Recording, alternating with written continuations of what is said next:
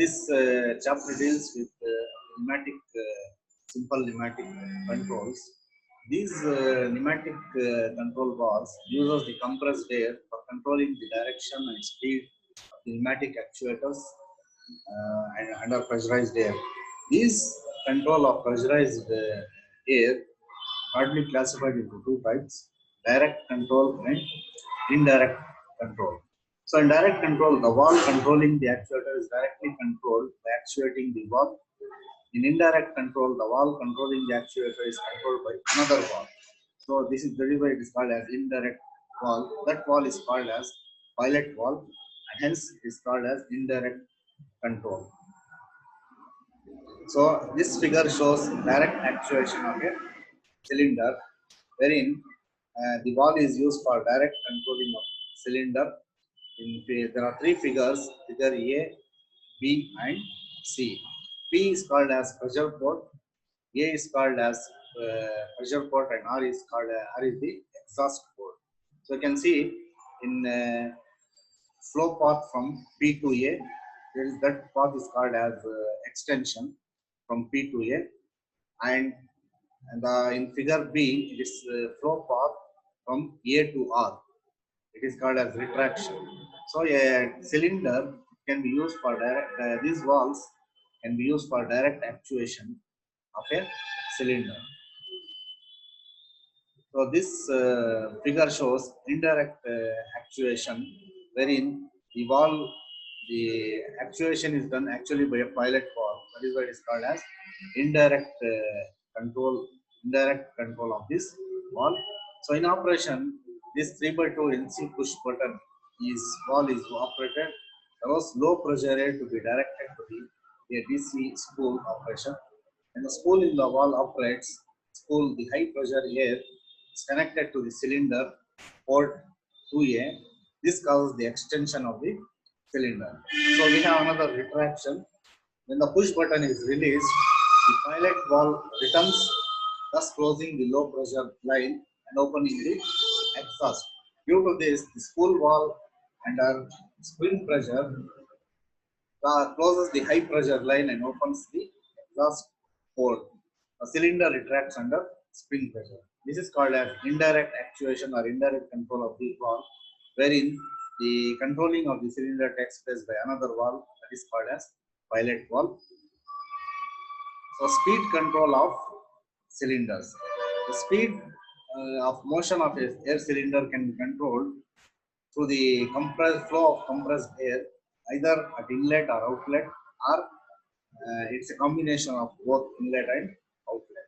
So this actual speed control is less important rather than the reducing the speed of operation to a satisfactory level.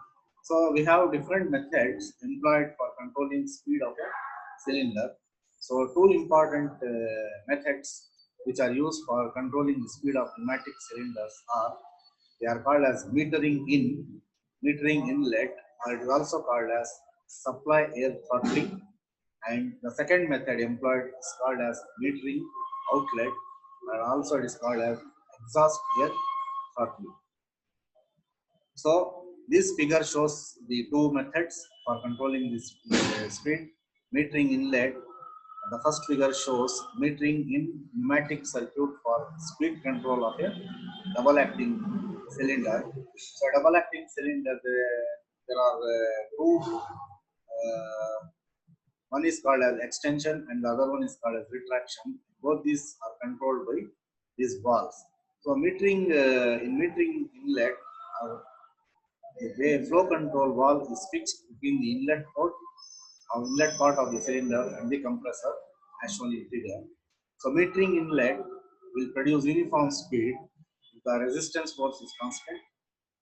In this case, the first pressure is built up in the cylinder. Piston starts moving only when the force exerted by the air is greater than that of static friction and the external load. Piston continues to expand at a more or less uniform speed, the speed governed by air admission. So first figure shows metering in pneumatic circuit for speed control. The second figure shows metering outlet or exhaust also called as supply air throttling. In this case, the variable flow control valve is placed at the outlet port of the cylinder, as shown in the figure. So initially, there will be rapid or sudden movement of the piston, followed by slowing down as air gets compressed on the piston rod. So the next topic is signal processing elements. So these signal processing elements, a pneumatic signal involve the use of logic elements. These logic elements are used for various control actions. These control actions are then applied to power systems to obtain the required actuation. So these are called as signal processing elements. The advantages of these signal pneumatic logic gates over electrical logic gates are as listed. So they are simple in design and easy in fabrication.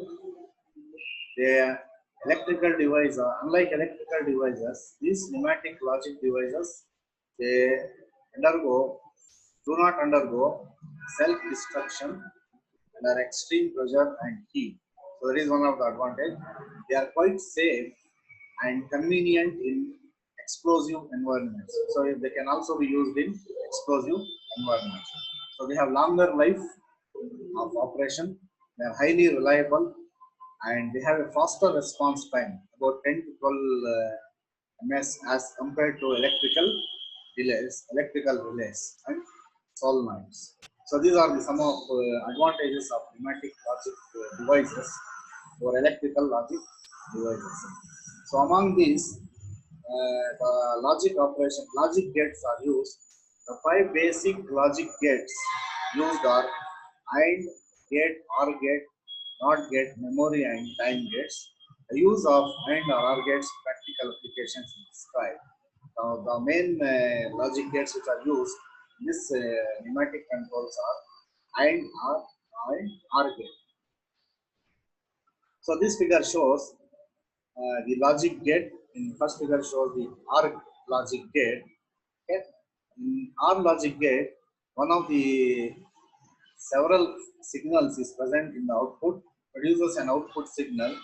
Hence, the input signal should be absent for the output signal to be absent. A typical OR gate with the use of DCV, directional control valve, is shown in figure.